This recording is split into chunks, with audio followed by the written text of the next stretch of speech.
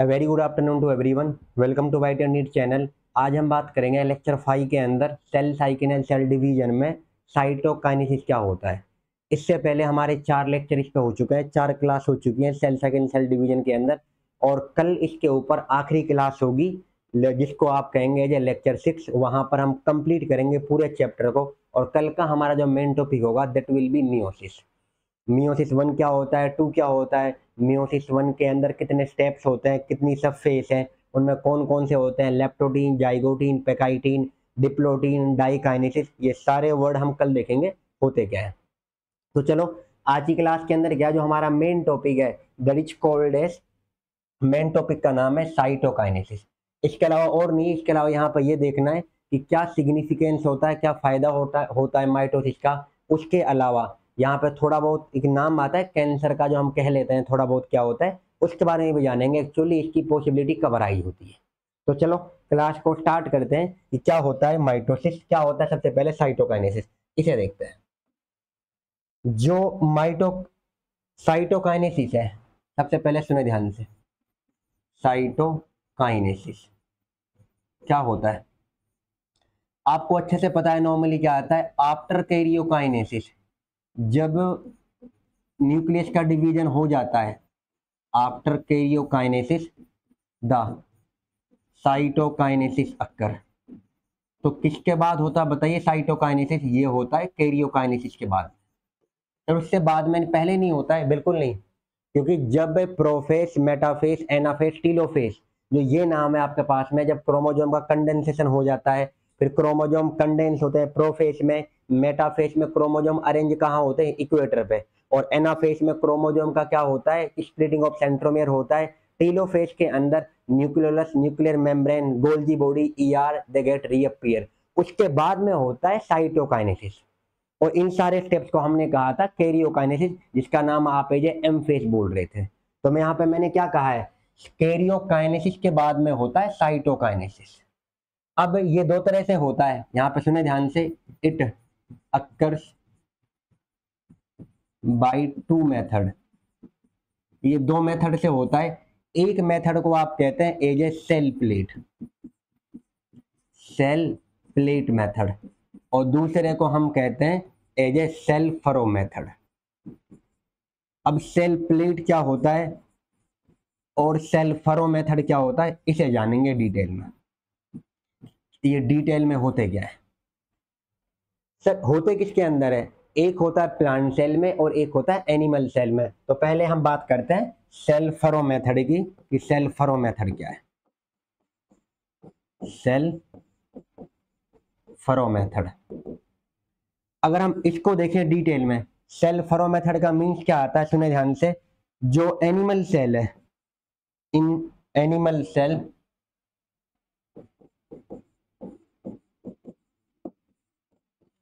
in animal cell the cell furrow method occur। तो cell furrow method किस में होता है, सबसे पहले तो क्या है आप ये रख सकते हैं याद कि सेल फरो होता है एनिमल की सेल्स में, प्लांट में नहीं होता। प्लांट में होता है cell plate in plant cell. अब ये क्या होता है इसकी बात करेंगे भी हम, रुको पहले हम इसकी बात कर लेते हैं।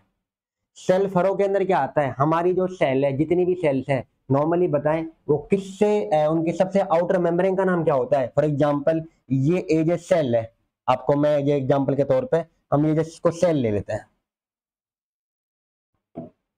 देखिए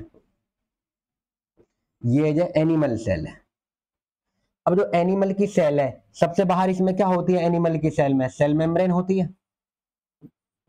अब जो सेल मेम्ब्रेन है इनके अंदर, तो इनमें क्या होता है, एनिमल की सेल में सराउंडिंग से, साइड से क्या होता है, इस तरह से एक तुम्हारे पास में क्या आता है, एक अंदर की तरफ क्या होता है, थोड़ा सा डीपन होती है वो साइड में से, सेंटर में से इस तरह से करके।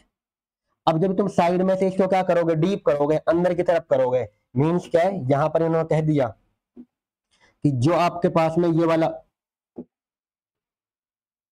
अब जो ये वाला पार्ट है ये, अब इन्होंने क्या करा, यहाँ पे क्या साइड से ये हट के यहाँ पर थोड़े अंदर की तरफ आने लग गई है। तो अब ये क्या करेंगे यहाँ पर, अब ये दोनों की दोनों जो फरो है तुम्हारे पास में, जो एक निशान सा बना पड़ा है, ये निशान क्या होगा, अंदर की तरफ आएगा। तो एनिमल सेल में क्या होता है, सुने ध्यान से, the cell furrowing, the cell furrowing occurs from periphery to center। कहां से हो रहा है आप देख सकते हैं, वो ये किनारा वाला पार्ट है, ये कौन सा हो गया पेरीफेरी, और ये वाला कौन सा हो गया सेंटर वाला पार्ट। तो कहां से आ रहा है तुम्हारे पास वो फरो, जो तुम्हारे पास नोच सी बनती है वो बनती है किनारे से सेंटर की तरफ, तो हम कहते हैं फ्रॉम पेरीफेरी टू सेंटर। तो ये चीज को याद रखना कि कहां से वो बनती है, तो वो सेंटर आपके पास किनारे से बनती है सेंटर की तरफ, ये चीज को याद रखना है। तो यहां लिख देता हूं मैं फ्रॉम पेरीफेरी टू सेंटर, ये चीज को याद रखें। और जब सेल फरोइंग हो रहा है आपके पास में क्या है पेरीफेरी टू सेंटर, इसी को हम कहते हैं सेंट्रीपिटल मेथड। तो सेंट्रीपिटल मेथड का मीन्स होता है कि जो कहां से हो रहा बताइए किनारे से सेंटर की तरफ। तो ये चीज को याद रखना पड़ेगा आपको कि कहां से होता है, तो किनारे से सेंटर की तरफ है सेल फरो, यहाँ पे क्या है इसको आप एक तरह से लिख सकते हैं सेल फरोइंग। और ये क्या करेगा बाद में चल के क्या होगा, ये वाला पार्ट बन के फिर ये ऐसे बन जाएगा, ऊपर वाला आपके पास में अलग सेल बन जाएगा ये वाला, और ये वाला तुम्हारे पास अलग पार्ट बन जाएगा। इसका साइटोप्लाज्म में क्या होता है, क्योंकि देखो जो इसके अंदर न्यूक्लियस होगा इस वाले में, और ऐसा खुद का वहां पे न्यूक्लियस वाला पार्ट होगा। अब जब ये बीच में आ गए और ये भी बीच में बन के आ गई, तो ये सेल अलग और ये सेल अलग। तो इस तरह से क्या होता है दो सेल का आपके पास फॉर्मेशन होता है। तो इस तरह से बनती है टू सेल्स। पहले वो एक ही सेल है, पहले किसका डिवीजन हुआ था बताइए न्यूक्लियस का, तो न्यूक्लियस तो पहले ऑलरेडी है, अब करना साइटोप्लाज्म का डिवीजन। और आपको बता रखा था मैंने कि साइटोकाइनेसिस का मीन्स क्या होता है साइटोप्लाज्म डिवीजन। साइटोप्लाज्म डिवीजन को कहते हैं साइटोकाइनेसिस। बिल्कुल आसान है, कुछ हार्ड नहीं है। तो आपने एनिमल सेल में बहुत आसानी से देख लिया कि कहां से होता है, किनारे से सेंटर की तरफ है। पहले न्यूक्लियस का तो डिवीजन हुआ ही पड़ा है ऑलरेडी। अब क्या होगा सेल फरोइंग होगा सेंटर की तरफ, उससे क्या होगा एक सेल दो पार्ट में डिवाइड हो जाएगी, और जैसे ही एक से दो पार्ट में डिवाइड हो जाएगी वैसे दो सेल बन जाएंगे आपके पास, और इसी को हम कहते हैं साइटोकाइनेसिस। तो ये मैंने यहाँ पे बता दिया, याद रखना। The cell फरोइंग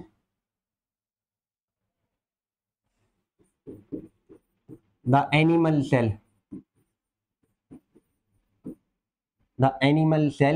divides into two daughter cell। जो एनिमल की सेल है कितने में डिवाइड होगी एक सेल, दो डॉटर सेल में हो गई, और उसमें डिवीजन एक्चुअल में किसका हुआ है साइटोप्लाज्म का डिवीजन है। Divide into two daughter cell, और वो साइटोप्लाज्म का डिवीजन है, एंड फॉर्म टू सेल्स, और उससे आपके पास दो सेल बन चुकी है। तो ये था एक्चुअल में आपके पास में सेल फरोइंग मेथड। अगर हम बात करें सेल प्लेट मेथड की, अब यहाँ पर जो अगला मेथड है दिस इज कॉल्ड है सेल प्लेट मेथड। अब इसको देखते हैं ये क्या होता है। सेल प्लेट मेथड ये होता है it occurs in plant cell, it occurs in plant cell. तो ये प्लांट सेल्स में देखने को मिलता है। पहले तो इंपॉर्टेंट यही है कौन सा किस में हो रहा है, ये प्लांट सेल में होगा सेल प्लेट, और सेल फरो किस में होता है एनिमल सेल में, ये आपने बात कर ली। अब एक बात बताओ प्लांट की सेल सबसे सराउंडेड कौन कवर करता है, अब आपको पता होगा नॉर्मली क्या आता है इन प्लांट के अंदर क्या होता है, in plant cell the outer membrane is, in plant cell the outer covering, the outer covering is called as cell wall. पता है अच्छे से हमें, क्या एनिमल सेल में सेल वॉल थी आप बताएं, कॉल्ड एज सेल वॉल। तो एनिमल में तो सेल वॉल नहीं थी। अब सेल वॉल को हम क्या इस तरह से ले सकते हैं यहां से अंदर की तरफ, तो ये कभी नहीं आ सकता। तो ये याद रखें कि जो प्लांट सेल के अंदर सेल वॉल है, जो प्लांट सेल के अंदर सेल वॉल होती है उसको आप इस तरह से सेल फरोइंग की तरह ले नहीं सकते हो। क्यों, क्योंकि वो तो इनएक्सटेंसिबल है, वो तो स्ट्रेच हो भी नहीं सकती, वो तो अंदर की तरफ खिंच भी नहीं सकती है। सेल वॉल कैसी होती है याद रखना, सेल वॉल इज, पता है हमें कैसी होती है, वो रिजिड होती है। सेल वॉल इज रिजिड, आप उसे ले सकते हैं इनएक्सटेंसिबल, वो एक्सटेंस ही नहीं होगी, वो एक्सटेंड आप कर ही नहीं सकते उसे, इनएक्सटेंसिबल।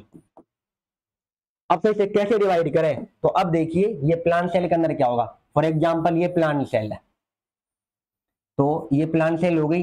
अब यहाँ पर क्या है, सबसे बाहर कौन हो गया इसके अंदर, सेल मेम्ब्रेन के अलावा सबसे बाहर होता है इसमें, आप इसको है जब बाहर की तरफ ले लीजिए, जो ये वाला पार्ट है, ये हो गया सेल वॉल, और इसके अंदर कौन है, सेल मेम्ब्रेन। अब मुझे बताओ, अगर आप से कहा जाए कि भाई इसको भी आप ऐसे ही डिवाइड कर दीजिए, जैसे आपने एनिमल सर्वे करा था, तो ऐसे कर देंगे। सेल वॉल जो है आपके पास में, सेल वॉल मतलब किसी भी हालत में नहीं हो सकती, क्योंकि सेल वॉल खिंचती ही नहीं है। सेल वॉल तो नॉन लिविंग एक तरह से, और तुम्हारे पास रिजिड है वो, आप उसे अंदर ले नहीं सकते हो। तो इस वजह से क्या होता है, इन प्लांट सेल, मैं यहां लिख देता हूं, in plant cell the cytokinesis, in plant cell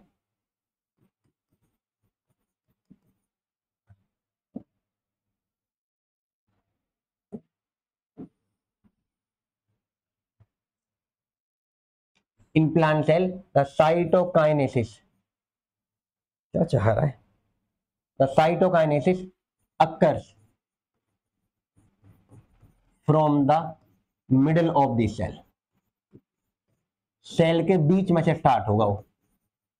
तो कहां से होगा, यहां से लगाओ एक तरफ इस वाले पार्ट से, और वहां पे कहां हुआ था, किनारे से, और यहां कहां हो रहा है, सेंटर से। वहां किनारे से सेंटर था, फ्रॉम पेरीफेरी टू सेंटर, और यहां पर फ्रॉम सेंटर टू पेरीफेरी आएगा, मींस अंदर से बाहर की तरफ। तो यहां मैं कह रहा हूं from the middle of the cell ये स्टार्ट हो रहा है, और ये किससे होगा तुम्हारे पास में, क्या from, occur from the middle of the cell by cell plate, by cell plate. एक और चीज एनसीईआरटी में नहीं है वो नाम, पर सुन लिया ध्यान से, क्या होता है, Golgi body is the only cell organelle, only cell organelle involve in cell plate method. अगर कोई ये पूछ ले कौन सा सेल ऑर्गेनल होता है कि जो सेल प्लेट मेथड को बनवाता है, वो होता है गोल्गी बॉडी। यहां तक बात कर ली। गोल्गी बॉडी क्या करता है, Golgi body form some chemical, वो कुछ केमिकल्स को बनाता है, form some chemical and releases, और उन्हें क्या करता है, रिलीज करता है, एंड रिलीज, और उनको हम क्या कहते हैं, कोल्ड एज फ्रेगमोप्लास्ट। तो फ्रेगमोप्लास्ट क्या होता है, ऐसे कुछ केमिकल्स हैं जो गोल्गी बॉडी के द्वारा बनाए गए थे, और यही फ्रेगमोप्लास्ट क्या होंगे, यहां पर अरेंज होंगे, यहां पर आके फ्रेगमोप्लास्ट है तुम्हारे पास, इन्हीं को हम कहते हैं दीज आर द प्रीकर्सर, ये होता है प्रीकर्सर ऑफ सेल प्लेट। तो सेल प्लेट को बनवाने में किसका मेनली रोल है बताइए, फ्रेगमोप्लास्ट का होता है वो, और उन्हें बनाने वाला कौन है, गोल्गी बॉडी है। और वो कहां से स्टार्ट, तुम्हारे पास कहां अरेंज होंगे, क्या होता है, सेंटर में। इसी से क्या होगा, अब सेंटर में स्टार्ट हो रहे हैं, यहां पर आके डिपॉजिट होना स्टार्ट हो जाएंगे वो, इस तरह से करके। तो आप देख सकते हैं कहां से आ रहे हो, सेंटर से किनारे की तरफ, मींस इनका इस तरफ है डायरेक्शन फ्रॉम। तो ये तुम्हारे पास में क्या हो रहा है, याद रखना, the cell plate method occur from centre, ये कहां से हो रहा है, from centre to lateral wall. Lateral का मींस किनारे की तरफ, साइड में, लेटरल वॉल, या आप उन्हें पेरीफेरी मान ले, किनारे की तरफ। तो इनका कहां से कहां डिवीजन हो रहा है, तो आप ये याद रख सकते हैं कि वो सेंटर से कहां आ रहे हैं, लेटरल की तरफ आ रहे हैं, साइड की तरफ, मतलब बीच में से बाहर की तरफ आ रहे हैं। इसी तरह क्या हो जाएगा, ये प्लांट सेल के अंदर डिवीजन हो जाता है साइटोकाइनेसिस का, प्लांट सेल में ऐसे होता है। फिर बाद में क्या आता है, ये किसका फॉर्मेशन ले लेगा, इट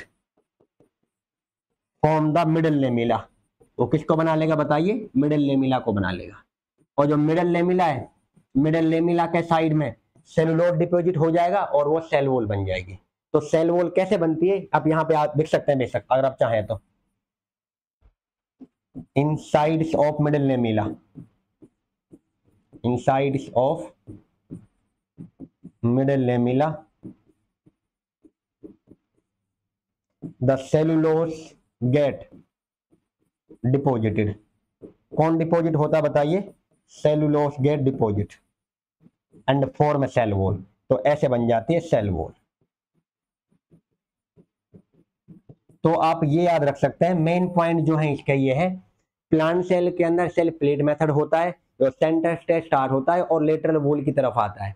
उसके बाद में क्या आता है, कौन सा सेल ऑर्गन इन्वॉल्व होता है, मेनली गोल्जी बॉडी, वो किसको बनाता है, कुछ केमिकल को, और रिलीज करता है किसको, फ्रेगमोप्लास्ट को। अब जो फ्रेगमोप्लास्ट आपके पास में गया है वो अरेंज हो रहे हैं, वो तुम्हारे सेंटर से किनारे की तरफ आएंगे, लेटरल वॉल की तरफ आ रहे हैं, फिर उससे क्या हो रहा है, हमारे पास सबसे पहले मिडिल लेमिना बन रहा है, और वो किसका फॉर्मेशन करेगा, सेल वॉल का। ये था all about the cell plate. अब देखते हैं एनसीईआरटी क्या होती है, समझिए। अब एनसीईआरटी के अंदर कैसे होगा, सुने ध्यान से, क्या लिखा है एनसीईआरटी ने, चलो आप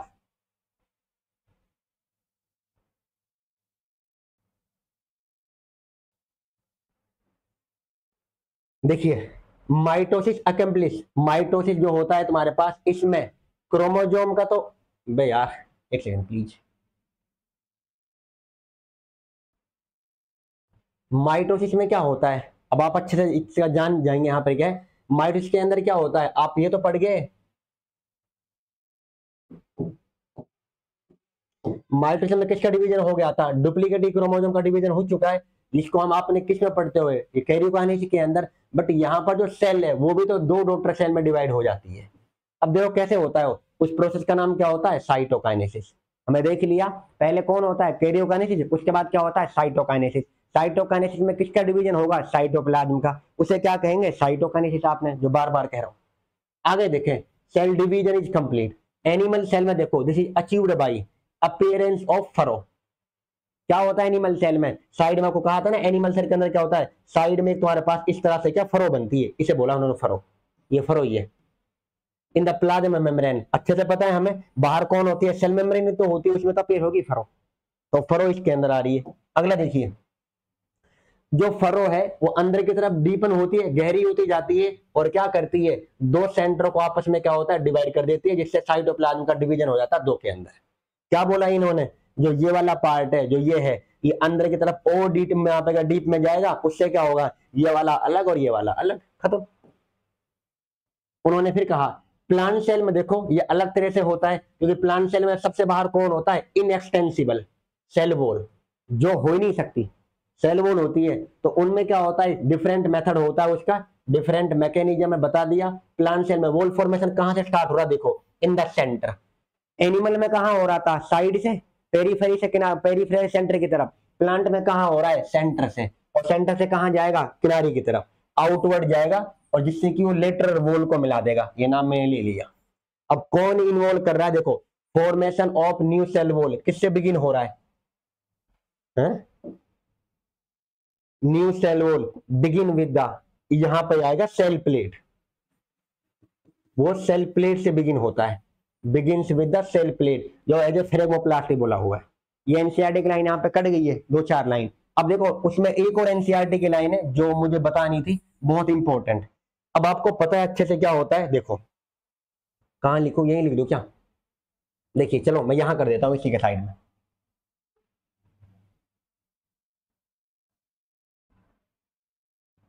आप इतने समझदार है, कर लेंगे, मैं इस वाले पार्ट में समझा देता हूं।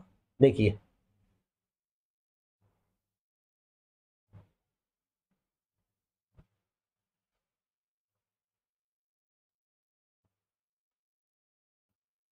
यहाँ पर डिफरेंट मेथड से हो रहा है। अब वो कौन सा होता है, आप देखें यहाँ पर जो एक और इंपॉर्टेंट लाइन है, मैं इसके लिए सब बता रहा हूँ। यहाँ पर मैं उसको रेड पेन से कर दूं, जो आपको दिख जाएगी, देखिए समझिए। इन सम ऑर्गेनिज्म, कुछ ऑर्गेनिजम्स के अंदर, इन सम ऑर्गेनिजम्स द कैरियोकाइनेसिस, ये इंपॉर्टेंट है, आ सकता है पेपर में। ये एनसीईआरटी लाइन कट गई भाई यहाँ पर, सॉरी, वो लाइन पता ना कैसे, मतलब स्लाइड से यहाँ पे मिस हो गई, मैं इस चीज को लिख रहा हूँ, आप इसको देख लेना। In some organism the karyokinesis is not followed by, भाई कैरियोकाइनेसिस के बाद होता कौन है, साइटोकाइनेसिस। तो यहां मैं कह रहा हूं, in some organisms the karyokinesis is not followed by, is not followed by cytokinesis. तो उनमें क्या हो जाता है, so the multinucleate condition. एक बात बताओ भाई, जब सेल अलग डिवाइड ना होगी पर क्रोमोजोम डुप्लीकेट हो जाएगा, क्रोमोजोम की कॉपी बन जाएगी। तो एक तरह से डीएनए, एक तरह से क्या होता है वहां पर हमारे पास में क्या होता है, डीएनए तो डुप्लीकेट हो चुका है। जब डीएनए डुप्लीकेट हो गया और सेल डिवाइड तुमने करी ना, तो मुझे बताओ वहां पर क्रोमोजोम का नंबर बढ़ चुका है ना चुका है, और यहाँ तो डबल हो गया है। और साइटोकाइनेसिस होनी चाहिए कैरियोकाइनेसिस के बाद में। और कुछ जीव ऐसे हैं, in some organisms the karyokinesis is not followed by cytokinesis, जिनमें नहीं होता हो, और उससे क्या होता है, so the multinucleate condition appear. तो यहाँ पे बनती है मल्टी न्यूक्लिएट कंडीशन, और उस वाले को आप यहाँ पर क्या कहते हैं, उससे बन जाता है लीडिंग टू, उससे उससे क्या बनते हैं कंडीशन, उसे हम कहते हैं सिंसाइजियम। तो हमें सिंसाइजियम नाम की कंडीशन, ये अभी तक नॉर्मली ना वैसे उन्होंने नहीं पूछा, बट ये इंपॉर्टेंट है, याद रखना, ये नीट आपके 25 के लिए इंपॉर्टेंट है, क्योंकि वो इस वाले को अभी उन्होंने ध्यान दिया नहीं है इस वाले पार्ट पे इतना। हाँ, मल्टी न्यूक्लियर कंडीशन का नाम आप टेपेटम में पढ़ते हो सेल वाले चैप्टर के अंदर, फिर अब मसल्स में भी आ जाता है, वहां पर आप थोड़ा देख लेते हो, बट यहाँ पर ये वाला पार्ट आपको डायरेक्टली पूछ सकता है वो 25 के अंदर, इसको प्लीज याद रखें। तो कौन सी कंडीशन बन रही है, मल्टी न्यूक्लियर कंडीशन बन रही है। कब बन रही है वो, जबकि कैरियोकाइनेसिस के बाद में कौन सा प्रोसेस नहीं हुआ है, साइटोकाइनेसिस। और इसका एग्जांपल क्या आता है, कोकोनट वाटर। कौन सा वाटर होता है, यहां पर एग्जांपल आप याद रख लें, कोकोनट वाटर। तो कोकोनट वाटर में बताओ कौन सी कंडीशन होती है, मल्टी न्यूक्लियर कंडीशन। कैसी होती है बताइए, मल्टी न्यूक्लियर कंडीशन देखने को मिलती है कोकोनट वाटर में। यहां तक ये था। अब देखो जो अगला पैराग्राफ है हमारे पास, वो क्या होता है, सिग्निफिकेंस ऑफ माइटोसिस। माइटोसिस के क्या फायदे होते हैं, बट मैं इसको कराने से पहले आपको खुद समझाता हूं कि माइटोसिस के क्या फायदे होते हैं, उन्हें हम जानते हैं।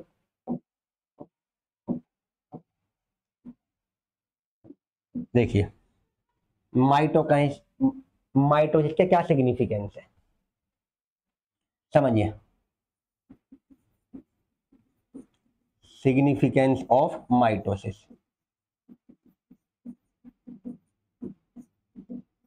पहला इसका, इट इज, माइटोसिस को तुम्हारे पास में क्या है, इट यूजुअली, बुक ने ये लिखा है पहली लाइन, तो एनसीईआरटी की बताऊं क्या लिखे उन्होंने, ये बताया है, it is restricted to only diploid cell. तो आपको जो माइटोसिस है, it is restricted to only diploid sales.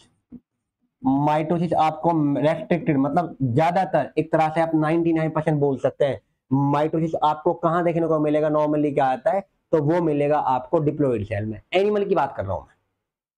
तो it is restricted to only diploid cell,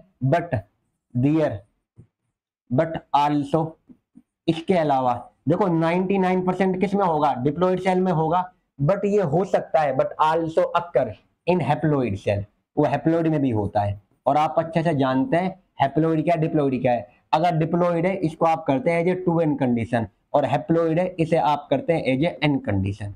तो n मीन्स होता है हैप्लॉइड, 2n मीन्स होता है डिप्लॉइड। तो यहां मैंने क्या बोला है, इट इज रेस्ट्रिक्टेड, किससे रेस्ट्रिक्टेड, किसके लिए होता है, ओनली डिप्लॉइड सेल के लिए, बट किस में हो सकता है, haploid cell also, but in also in haploid cell. जैसे कि इन एग्जांपल में यहां पे लिखूं मैं, इंसेक्ट में होता है कुछ, इंसेक्ट में कौन है, आप जब पढ़ेंगे ना हनी बी के अंदर सेक्स डिटर्मिनेशन, तो वहां पर देखने को मिलता है। तो इंसेक्ट में आता है हनी बी, जहां आपको डिप्लॉइड माइटोसिस देखने को मिलता है एनिमल में। तो आप ये भी कर सकते हैं। दूसरा point, mitosis is main division, ये किसका मेन डिवीजन है, is main division for multi cellular organisms growth. हम है जो, हमारी जो मेनली ग्रोथ होगी, तो ग्रोथ कराने में किस डिवीजन का रोल प्ले होगा बताइए, वो होगा आपके पास में माइटोसिस का। और माइटोसिस को ही आप कहते हैं एज ए माइटोटिक डिवीजन। ये बात को भी आप याद रखना कि माइटोसिस को किस नाम से जानते हैं आप, माइटोसिस कह दें, या हम इसको कहते हैं माइटोटिक डिवीजन, माइटोटिक डिवीजन, ये नाम भी याद रखें प्लीज। तो इनकी ग्रोथ हो रही है, और ये क्या होता है मेनली, इसके अलावा देखो ग्रोथ के लिए हो गया, मेनली क्या होता है ये, to replace the mitosis is main division to repair. अगर कहीं पर डैमेज हो जाए, कहीं पर सेल ब्रेक हो रही है, कहीं कुछ हो रहा है, तो उनके रिपेयरिंग के लिए जो मेन डिवीजन है माइटोसिस ही है। ग्रोथ के लिए भी यही है, ग्रोथ के लिए भी हो गया, रिपेयर के लिए भी होगा, ये वाला पार्ट भी बता दिया। एनिमल में कहाँ रेस्ट्रिक्टेड है वो भी तो आपको बता दिया यहाँ पर। तो अगला कोई पॉइंट, अगला देखो माइटोसिस जो देखने को मिलता है हमारी बॉडी के अंदर ब्लड सेल्स है, उनका भी बार बार क्या हो रहा है, वो भी बार बार कॉन्स्टेंटली रिप्लेस होती रहती है। जैसे कि हमारा लेयर ऑफ इपिडर्मिस है, इपिडर्मिस की लेयर है, ये भी बार बार रिप्लेस होती रहती है। तो इपिडर्मिस की लेयर देखो, लाइनिंग ऑफ द गट, ये सब लिख दूं अगर आपको मैं, लेयर ऑफ इपिडर्मिस। अगला लाइनिंग ऑफ गट। सर गट किसे कहते हैं, गट नहीं जानते, बताओ। गैस्ट्रो इंटेस्टाइनल ट्रैक्ट वाला पार्ट आपका नॉर्मली क्या आता है, बॉडी का मेन पार्ट है, जो आपका डाइजेस्टिव सिस्टम के अंदर आता है, वो गट में ही तो आता है। तो लाइनिंग ऑफ द गट है, लेयर ऑफ द एपिडर्मिस है, और ब्लड वेसल्स या ब्लड सेल्स। तो ये क्या होती रहती है तुम्हारे पास, दीज कॉन्स्टेंटली गेट रिप्लेस। ये कॉन्स्टेंटली क्या होती है बताइए, रिप्लेस होती है। These constantly gate replaced by, किससे रिप्लेस होती है बताइए, माइटोसिस। तो माइटोसिस इनको कॉन्स्टेंटली क्या करता रहता है, रिप्लेस करता रहता है, बदलता रहता है। ये आपको मैंने बता दिया। इसके अलावा तुम्हारे पास में क्या है, अब देखो प्लांट के अंदर क्या होता है, इन सुनना ध्यान से, का थोड़ा सा मेन इंपॉर्टेंट है ये। इन प्लांट सेल जो ग्रोथ है, the growth is unlimited. Plant में ग्रोथ अनलिमिटेड होती है, बट एक पॉइंट है इंपॉर्टेंट, लोकलाइज्ड। प्लांट में जो ग्रोथ है वो अनलिमिटेड होगी। सर अनलिमिटेड है, बिल्कुल प्लांट की ग्रोथ अनलिमिटेड है, बट वो लोकलाइज्ड है, मतलब फिक्स है। वहां उनको वहां पर एकदम मतलब क्या जगह एकदम पर वो फिक्स है कि यहां से इनकी ग्रोथ होगी। जैसे कि प्लांट का अपर पार्ट है, उसको हम कहते हैं इपिकल, इपिकल पार्ट। और जो एपेक्स में जो हमारे पास मेरिस्टेमेटिक टिश्यू होती है, उनको बोलते हैं हम इपिकल मेरिस्टेमेटिक सेल। फिर साइड्स में होती है लेटरल। तो क्या कह रहा हूं, प्लांट के अंदर जो ग्रोथ है अनलिमिटेड है बट लोकलाइज्ड है, तो वहां पर एक नाम आता है apical cambium. Apical cambium and lateral cambium. इनका क्या होता रहता है, apical cambium and lateral cambium shows unlimited division. Unlimited division दिखा रहा है वो, या अनलिमिटेड तुम्हारे पास में क्या डिवाइड कर रहा है। अब वो किससे हो रहा है, वो होता है बाई माइटोसिस ओनली। तो आपको यह याद रखना है कि इपिकल के अंदर, लेटरल के अंदर कौन सा डिवीजन देखने को मिलता है। प्लांट की ग्रोथ कैसी होती है, अनलिमिटेड है बट लोकलाइज्ड है, मतलब फिक्स है कि कहां से होनी है। और जब फिक्स है कि कहां से ग्रोथ होनी है तो लोकलाइज्ड कहते हैं। और जब ग्रोथ हमारी जो होती है, देखो हमारी होती है नॉर्मली क्या आता है, लिमिटेड ग्रोथ, और वहां होती है अनलोकलाइज्ड एनिमल्स के अंदर। प्लांट में उल्टा ही है, हमारी ग्रोथ एक लिमिटेड होगी, अनलिमिटेड नहीं होगी। तो ये चीज को प्लीज याद रखें, कहां लिमिटेड और कहां हो। अब देखें ध्यान से, आपको थोड़ा बहुत पता है, आपको मैंने बता दिया। अगर थोड़ा सा जानते हैं हम कैंसर के बारे में, कि कैंसर क्या होता है, ये बार बार नाम अगर आपको सुनने को मिलेगा। जो सेल डिवीजन है, आपको हमने पढ़ा है cell cycle, cell division. Cell division जो होता है, क्या ये अपने आप मतलब वैसे ही चल रहा है बिना किसी कंट्रोल के, या जेनेटिकली कंट्रोल्ड है। आप कहेंगे तो कंट्रोल्ड है, हाँ या ना। तो हमारा नॉर्मली क्या है, अब सुनो आपको एक चीज बताऊं मैं यहाँ पर, जो नॉर्मल सेल होती है, normal somatic cell, so fix number of division, उनको पता है कि कितनी बार डिवाइड करना है, तो उनका नंबर फिक्स है एक तरह से। हमारी हर सेल को, जो सोमेटिक सेल है, उनका नंबर उन्हें पता है कि मुझे इतनी बार डिवाइड करना है, उसके बाद डिवाइड नहीं करना। तो मैं क्या कह रहा हूं, normal somatic cell so fix number of division. तो कह सकते हैं दे हैज ए लिमिट, उनके पास एक लिमिट है डिवाइड करने की, they has a limit of division. और उस लिमिट ऑफ डिवीजन को हम क्या कहते हैं, उसको हम कहते हैं हैफलिक लिमिट। तो हैफलिक लिमिट क्या होता है, एक ऐसी लिमिट तुम्हारे पास जो नॉर्मल सेल में देखने को मिलती है हमें, कि उन्हें पता है कि हमें इतनी बार डिवाइड करना है, और उसी उसी लिमिट को कहते हैं हैफलिक लिमिट। बट अगर मैं कैंसर सेल की बात करूं, कैंसर सेल कहती है भाई मुझे नहीं पता कितनी बार डिवाइड करना है, मेरे को जब तक न्यूट्रिएंट मिलते रहेंगे, खाना मिलता रहेगा, मैं डिवाइड करते ही रहूंगी। इसका मतलब उनके पास तो फिक्स नंबर है ही नहीं डिवीजन के। और इसीलिए आप देखते हैं कि जो कैंसर की सेल है आपकी बॉडी में एक प्रॉपर्टी होती है मेटास्टेसिस। क्या होता है, एक पार्ट से दूसरे पार्ट में कैंसर फैल जाता है। तो जो कैंसर होती है, याद रखना, cancer cell do not have, cancer cell के पास नहीं होता do not have Hayflick limit. Hayflick limit वो अनलिमिटेड डिवीजन दिखाती है। तो बताओ कौन सा डिवीजन दिखाएंगे, वहां पे कर सकता हूं, cancer cell show, cancer cell show unlimited division, unlimited number of division. Sir unlimited का मीन्स क्या है, जब तक उन्हें खाना पीना मिलता रहेगा। ये तो एक कैंसर सेल एक तरह से ब्रेक फेल गाड़ी के समान है। जैसे कि आपकी कोई गाड़ी है, उसके ब्रेक फेल हो गए हो, तो वो तो जब तक चलती रहेगी जब तक उससे फ्यूल है, तो ये चलती रहेंगी, ये डिवाइड करती रहेंगे जब तक उन्हें खाना मिलता रहेगा। तो ये चीज को याद रखना, कैंसर सेल शो, ये भी लिखते हैं हम, cancer cell show uncontrolled division. क्या नॉर्मल सेल दिखाती है अनकंट्रोल्ड डिवीजन, बताइए, नहीं, वो तो कंट्रोल डिवीजन दिखाती है। उन्हें पता है हमें कि कब तक डिवाइड करना है कब तक नहीं करना। और कैंसर सेल की वो प्रॉपर्टी याद रखना, the property of cancer cell, the property of cancer cell to get spread from one part to another, जिससे कि वो एक पार्ट से दूसरे पार्ट में फैल जाती है। The property of cancer cell to get spread from one part to another part, उसे हम कहते हैं called as metastasis.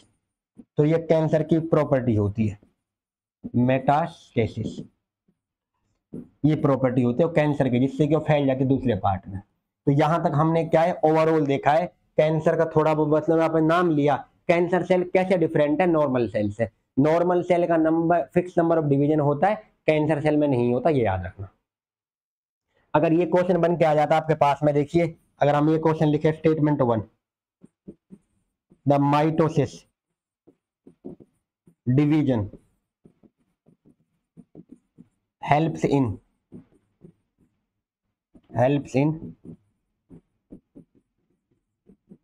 multicellular organisms growth। तो बताइए पहला स्टेटमेंट। दूसरा स्टेटमेंट है statement 2, the karyokinesis follows cytokinesis.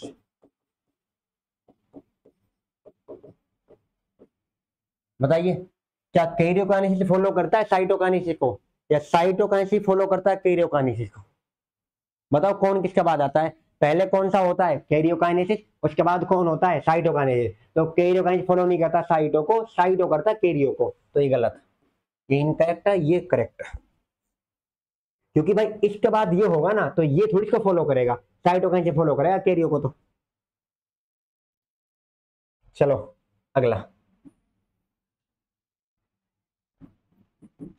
अगला क्या है हमारे पास में एक तरह से। और एक और चीज प्लीज याद रखना, जब आपको थोड़ा बहुत ये भी बता देता हूं, वहां पर जो एक केमिकल है हमारे पास, कुछ होते हैं द केमिकल्स, एक नाम होता है उसका, मैं उसको थोड़ा सा बता देता हूं, colchicine, the colchicine chemical affect the cell division. ये केमिकल का नाम आया हुआ है इसलिए थोड़ा सा मैं बता देता हूँ, तो थोड़ा फेमस भी है ये, द कोल्चिसिन केमिकल, इसको प्लीज नोट कर लेना आप, colchicine chemical affect the cell division, और कैसे करता है, इट ब्रेक, आपने एक नाम सुना था जब सेल डिवाइड करती है, it break the nuclear spindle apparatus, ये किसको ब्रेक करता है बताइए, it break the nuclear spindle apparatus.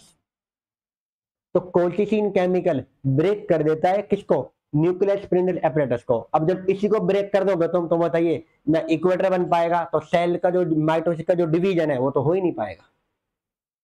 तो ये प्लीज याद रखना, it break the nuclear spindle and inhibit cell division, और ये सेल डिवीजन को क्या करता है, इनहिबिट का मीन्स है स्टॉप करना, and inhibit the cell division, तो ये सेल डिवीजन को इनहिबिट कर देता है, याद रखना ये चीज इंपॉर्टेंट है। तो चलो आज की क्लास नॉर्मली क्या यहीं तक है, और अब इसके ऊपर देखो एनसीईआरटी में क्या लिखा हो उसको बता देता हूँ, उसके बाद इसे एंड करते हैं। ये हमने बात कर ली। सिग्निफिकेंस में क्या देखो, ये रहा थोड़ा सा, माइटोसिस का दूसरा नाम क्या होता है आप अच्छे से जानते हैं, इक्वेशनल डिवीजन, ये हमने बता दिया था पहले। अगला किसके लिए रेस्ट्रिक्टेड बताइए, डिप्लॉयड सेल के लिए। कुछ ये लोअर प्लांट में देखने को मिलता है और कुछ इंसेक्ट में, और इंसेक्ट में कौन आता है, हनी भी आती है। कुछ लोअर प्लांट में भी होता है, किसमें होता है, इंसेक्ट के अंदर, जहां पर हैप्लोइड डिवाइड करते हैं माइटोसिस से। ये बहुत इंपॉर्टेंट है जानना। अब देखो उन्होंने क्या लिखा हुआ है कि इसके अंदर क्या क्या हुआ आता है। अब देखें, ये रहा, mitosis result production of diploid daughter cell with identical genetic complement. Equational कहा है, और इक्वेशनल में क्या होता है, क्योंकि जैसा और एक आपको एक और बताऊं नॉर्मली क्या है, देखो इधर यहाँ लिख देता हूं मैं थोड़ा सा और माइटोसिस के बारे में, यहाँ लिख दो, जगह नहीं है। ये एक तरह से मेन डिवीजन ऑफ, याद रखना, main division of asexual reproduction, क्योंकि एसेक्सुअल के अंदर यही होता है, ये भी लिख सकते हैं आप। एम्ब्रियो के बनते टाइम पे एम्ब्रियोजेनेसिस के अंदर ही यही है मेनली, तो एम्ब्रियोजेनेसिस का भी मेन डिवीजन है ये। तो ये चीजें याद रखनी है।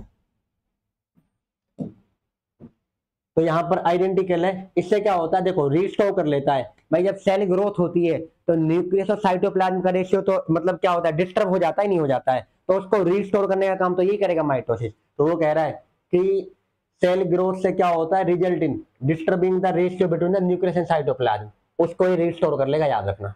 अगला वहां पर क्या दिखा रखा उन्होंने, क्या है, माइटोसिस सेल रिपेयरिंग का मेन है, बता दिया है नाम। Upper layer of the epidermis का काम कर रहा है, लाइनिंग ऑफ द गट में ब्लड सेल, ये बार क्या हो रही है, कॉन्स्टेंटली रिप्लेस होती रहती है, ये बात कर ली। माइटोटिक डिवीजन, देखो माइटोटिक का मीन्स क्या होता है, माइटोसिस, मैं लिख दिया था वहां पर। माइटोसिस डिवीजन मेरिस्टेमेटिक टिश्यू में होता है, देखो एपिकल का नाम और लेटरल का नाम, और ये क्या होती है, कंटिन्यूअस ग्रोथ करती रहती है। अब इनका लगातार ग्रोथ करने का जो मेन डिवीजन है वो कौन होता है बताइए, वो होता है माइटोसिस। अभी मैंने नाम लिया ना, प्लांट में जो डिवीजन है वो कैसा होता है बताओ, अनलिमिटेड, बट कैसा होता है, लोकलाइज्ड, मतलब फिक्स है वो, और अनलिमिटेड ग्रोथ है, उसे कराने वाला कौन है, माइटोसिस डिवीजन। तो आज की क्लास में हमने यही देखा है। अब जो अगली क्लास में आएगा उसका नाम है मियोसिस, और अगली क्लास के अंदर ये बिल्कुल कंप्लीट हो जाएगा पूरा चैप्टर। और ये जो टॉपिक है आपके पास में क्या आता है, बहुत इंपॉर्टेंट है, वीवीआईपी टॉपिक है ये, जिससे हर साल क्वेश्चन आता है, वीवीआईपी।